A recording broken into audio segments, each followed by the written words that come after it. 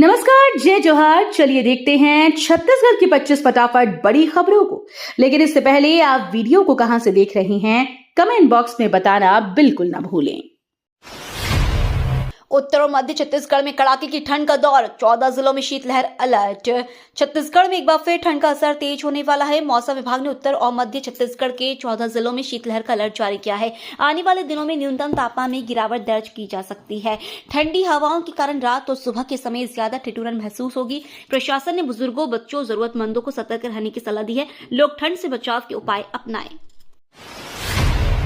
छत्तीसगढ़ शराब घोटाले केस में सौम्या चौरसिया 14 दिन की न्यायिक रिमांड पर जेल। छत्तीसगढ़ के शराब घोटाला मामले में सौम्या चौरसिया की मुश्किलें बढ़ गई हैं। अदालत ने उन्हें 14 दिन की न्यायिक रिमांड पर जेल भेज दिया। इस दौरान पुलिस उनसे मामले से जुड़े महत्वपूर्ण सवालों की पूछताछ करेगी। आरोपी के खिलाफ कई अहम सबूत और दस्तावेज जुटाए जा रहे हैं। प्रशासन और कानून प्रवर्तन एजेंसियां इस मामले में पूरी सतर्कता बरत रही है। जांच पूरी होने के बाद आगे की कानूनी कार्रवाई की जाएगी। अश्लील डांस विवाद में पैसे उड़ाने और वीडियो बनाने वाले एसडीएम तत्काल निलंबित। एक मामले में सरकारी अधिकारी की जमकर आलोचना हुई है। एसडीएम पर आरोप है कि उन्होंने अश्लील डांस कराने वाले डांसर्स पर अवैध पैसे खर्च किए और इसका वीडियो बनाया। घटना सामने आने के बाद शासन ने तुरंत कार्रवाई करते हुए एसडीएम को निलंबित कर दिया। इस कदम से प्रशासन ने स्पष्ट कर दिया है कि सरकारी पद का दुरुपयोग बर्दाश्त नहीं किया जाएगा। जांच जारी है और दोषियों के खिलाफ कड़ी कार्रवाई की जाएगी। जनता और सोशल मीडिया पर यह खबर तेजी से वायरल हुई। छत्तीसगढ़ महाराष्ट्र बॉर्डर पर मुठभेड़, बीजापुर में 4 नक्सली ढेर। छत्तीसगढ़ और महाराष्ट्र की सीमा पर स्थित बीजापुर इलाके में सुरक्षा बलों और नक्सलियों के बीच भीषण मुठभेड़ हुई। इस एनकाउंटर में 4 नक्सली मारे गए। ऑपरेशन संयुक्त रूप से जिला पुलिस, डीआरजी और केंद्रीय बलों ने चलाया। मुठभेड़ के बाद इलाके में सर्च अभियान जारी है। घटनास्थल से हथियार और गोला बारूद बरामद किया गया है। सुरक्षा एजेंसियां नक्सल नेटवर्क को तोड़ने की दिशा में लगातार कार्रवाई कर रही है। इलाके में अलर्ट बढ़ाया गया है और निगरानी सख्त की गई है। रायपुर के मुख्यमंत्री विष्णुदेव साय ने कहा, पंचायत प्रतिनिधियों के अध्ययन भ्रमण से ग्रामीण विकास में नई दिशा मिलेगी। रायपुर में मुख्यमंत्री श्री विष्णुदेव साय ने कहा कि पंचायत प्रतिनिधियों के अध्ययन भ्रमण से ग्रामीण विकास को नई दिशा मिलेगी। इन भ्रमणों के दौरान प्रतिनिधि अन्य क्षेत्रों की सफल योजनाओं और प्रथाओं को देखेंगे और अपने गांव में लागू करेंगे। मुख्यमंत्री ने कहा कि ये पहल स्थानीय प्रशासन को मजबूत करने और ग्रामीण जनता के कल्याण के लिए महत्वपूर्ण साबित होगी। प्रतिनिधियों से उम्मीद है कि वे अपने अनुभवों का उपयोग करके विकास कार्यों में सक्रिय योगदान देंगे। रायपुर के मुख्यमंत्री बोले, कर्मा पर्व प्रकृति से जुड़ाव और सामूहिक आनंद का उत्सव है। रायपुर में मुख्यमंत्री श्री विष्णुदेव साय ने कहा कि कर्मा पर्व केवल एक परंपरा नहीं बल्कि प्रकृति से जुड़ाव और सामूहिक आनंद का प्रतीक है। यह पर्व सामाजिक एकता और सांस्कृतिक समृद्धि को बढ़ावा देता है। उन्होंने सभी नागरिकों से अपील की कि वे अपने रीति रिवाजों और उत्सवों के माध्यम से पर्यावरण और सांस्कृतिक धरोहर को संरक्षित करें। मुख्यमंत्री ने कहा कि यह पर्व हमारे जीवन में खुशी और सामूहिक सौहार्द का संदेश देता है। छत्तीसगढ़ के युवाओं के लिए राष्ट्रीय संस्थानों में रोजगार का सुनहरा अवसर, आवेदन शुरू। छत्तीसगढ़ के युवाओं के लिए एक बड़ा मौका आया है। अब राज्य के युवा राष्ट्रीय स्तर के प्रतिष्ठित संस्थानों में रोजगार पा सकते हैं। यह अवसर आधुनिक तकनीक, अनुसंधान और प्रशिक्षण के क्षेत्र में काम करने को मिलेगा। प्रशासन ने इस पहल को कौशल विकास और करियर निर्माण के लिए अहम बताया है। इच्छुक और योग्य युवा समय पर आवेदन करें और अपने करियर को मजबूत बनाएं। यह कदम प्रदेश के युवाओं के लिए भविष्य सुरक्षित करने में मदद करेगा। रायपुर बना देश का पहला शहर, अपार्टमेंट में शुरू हुई वर्चुअल नेट मीटरिंग सुविधा। रायपुर देश के पहले शहर के रूप में उभरा है जहां अपार्टमेंट में वर्चुअल नेट मीटरिंग की सुविधा शुरू की गई है। इस तकनीक से घरों और अपार्टमेंट्स में बिजली की खपत और उत्पादन का संतुलन ऑनलाइन ट्रैक किया जा सकेगा। ऊर्जा विभाग का कहना है कि इससे बिजली की बचत होगी और उपयोगकर्ताओं को बिल में पारदर्शिता मिलेगी। शहर के नागरिक इस नई सुविधा से स्मार्ट और टिकाऊ ऊर्जा प्रबंधन का अनुभव कर पाएंगे। छत्तीसगढ़ में 6 पैसेंजर ट्रेनें 2 दिन रद्द, बिलासपुर यात्रियों के लिए परेशानी। बिलासपुर रेलवे ने घोषणा की है कि छत्तीसगढ़ में 6 पैसेंजर ट्रेनें आगामी 2 दिनों तक रद्द रहेंगी। रेलवे अधिकारियों का कहना है कि ट्रैक में रखरखाव और सुधार कार्यों के कारण यह कदम उठाया गया है। यात्रियों से अनुरोध है कि वे अपनी यात्रा की योजना बदल लें और आवश्यकता अनुसार रिफंड या वैकल्पिक ट्रेन का विकल्प चुनें। रद्द ट्रेनों से क्षेत्र के दैनिक यात्रियों को असुविधा हो सकती है, लेकिन सुरक्षा और बेहतर सेवाओं के लिए जरूरी बताया गया है। खेलता छत्तीसगढ़ 2026 में नेशनल ट्राइबल गेम्स क्रिकेट और गोल्फ से सजेगा राज्य खेल महोत्सव। छत्तीसगढ़ वर्ष 2026 में खेलों का बड़ा केंद्र बनने जा रहा है। राज्य में नेशनल ट्राइबल गेम्स का भव्य आयोजन किया जाएगा, जहां देश भर के आदिवासी खिलाड़ी अपनी प्रतिभा दिखाएंगे। इसके साथ ही क्रिकेट और गोल्फ जैसे आधुनिक खेलों को भी बढ़ावा मिलेगा। नई खेल सुविधाएं, अंतर्राष्ट्रीय स्तर के आयोजन और बढ़ता खेल पर्यटन छत्तीसगढ़ को नई पहचान देंगे। यह पहल युवाओं को खेलों से जोड़ने और राज्य को खेल मानचित्र पर मजबूत बनाने की दिशा में अहम कदम है। छत्तीसगढ़ में विवाह पंजीयन हुआ अनिवार्य, सरकार ने जारी की अधिसूचना। छत्तीसगढ़ सरकार ने विवाह पंजीयन को अनिवार्य करते हुए अधिसूचना जारी की है। नए नियम के तहत सभी धर्मों और वर्गों के विवाह का पंजीकरण जरूरी होगा। इसका उद्देश्य महिलाओं के अधिकारों की सुरक्षा, सामाजिक पारदर्शिता बढ़ाना और कानूनी विवादों को कम करना है। विवाह पंजीयन से सरकारी योजनाओं और कानूनी सेवाओं का लाभ लेना आसान होगा। सरकार ने समय सीमा के भीतर ऑनलाइन और ऑफलाइन पंजीयन की सुविधा सुनिश्चित करने के निर्देश दिए हैं। बिलासपुर में 400 बाइयों का काम बंद, छुट्टी, सैलरी बढ़ोतरी और घर तक सुविधा की मांग।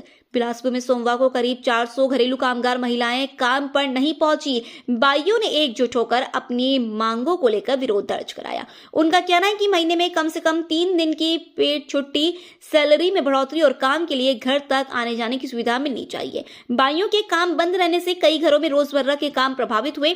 कामगार महिलाओं ने चेतावनी दी कि मांगे पूरी न होने पर आंदोलन और तेज किया जाएगा। रायपुर में 23 जनवरी से पुलिस कमिश्नरी सिस्टम लागू, पुलिस को मिलेंगे 16 अधिकार। रायपुर में 23 जनवरी से पुलिस कमिश्नरी सिस्टम की शुरुआत होने जा रही है। इस व्यवस्था के तहत पुलिस को कानून व्यवस्था बनाए रखने के लिए 16 अहम अधिकार दिए जाएंगे। हालांकि शस्त्र लाइसेंस और आबकारी से जुड़े अधिकार पुलिस कमिश्नर के दायरे में नहीं होंगे। सरकार का कहना है कि कमिश्नरी सिस्टम से अपराध नियंत्रण, त्वरित कार्रवाई और प्रशासनिक फैसलों में तेजी आएगी। आम जनता को इससे बेहतर सुरक्षा व्यवस्था का लाभ मिलने की उम्मीद है। आरबीआई ने लॉन्च किया एकीकृत लोकपाल योजना 2026, मुआवजा बढ़ाकर 30 लाख किया। आरबीआई ने ग्राहकों की शिकायतों के त्वरित निपटारे के लिए एकीकृत लोकपाल योजना 2026 लॉन्च की है। ये योजना 1 जुलाई 2026 से लागू होगी। इसके तहत बैंक, एनबीएफसी और अन्य वित्तीय संस्थान अब ग्राहकों को मुआवजे के रूप में अधिकतम 30 लाख रुपए तक राशि प्रदान करेंगे। योजना का उद्देश्य वित्तीय उपभोक्ताओं की शिकायतों का तेजी से समाधान करना और विश्वास बढ़ाना है। इससे ग्राहकों को राहत और वित्तीय संस्थानों पर जवाबदेही सुनिश्चित होगी।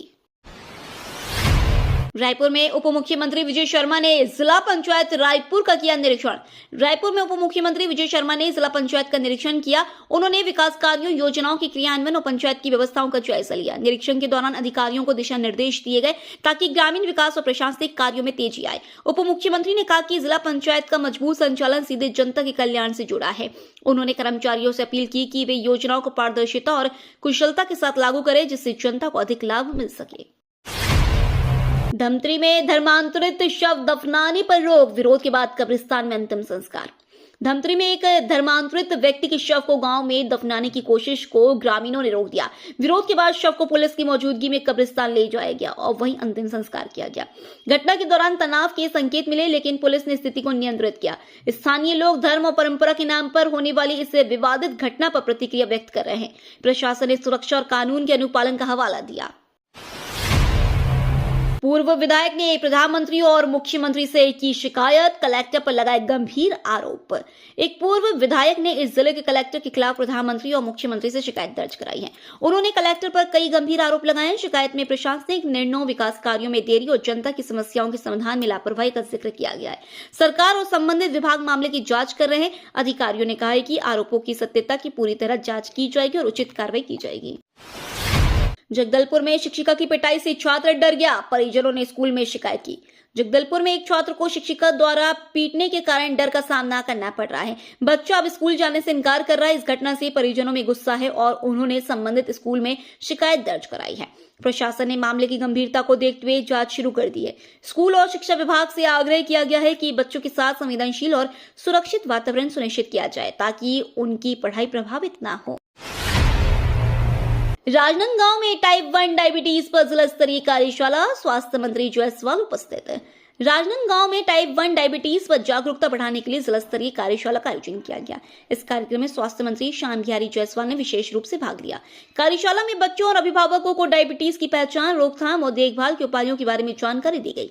स्वास्थ्य विभाग ने कहा कि इस तरह के कार्यक्रम लोगों में स्वास्थ्य जागरूकता बढ़ाने और रोग प्रबंधन में मदद करेंगे। उपस्थित लोगों ने इसका स्वागत किया है। त्रिची के रामजी नगर गिरोह का रायपुर पुलिस ने किया पर्दाफाश, 6 शातिर चोर गिरफ्तार। रायपुर पुलिस ने बड़ी कार्रवाई करते हुए अंतर्राज्यीय चोरी गिरोह का खुलासा किया है। त्रिची के रामजी नगर गिरोह के 6 शातिर चोर गिरफ्तार किए गए। आरोपी कार का कांच तोड़कर भीतर रखी नकदी और कीमती सामान चुरा लेते थे।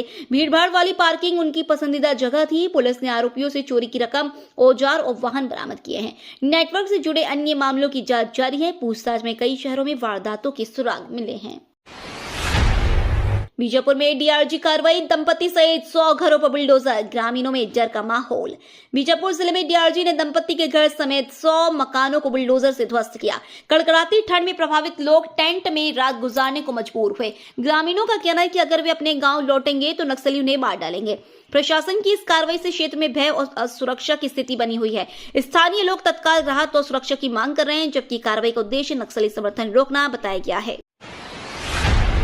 रायपुर में जमीन सौदे के नाम पर 11 करोड़ 51 लाख की ठगी, 3 आरोपी गिरफ्तार।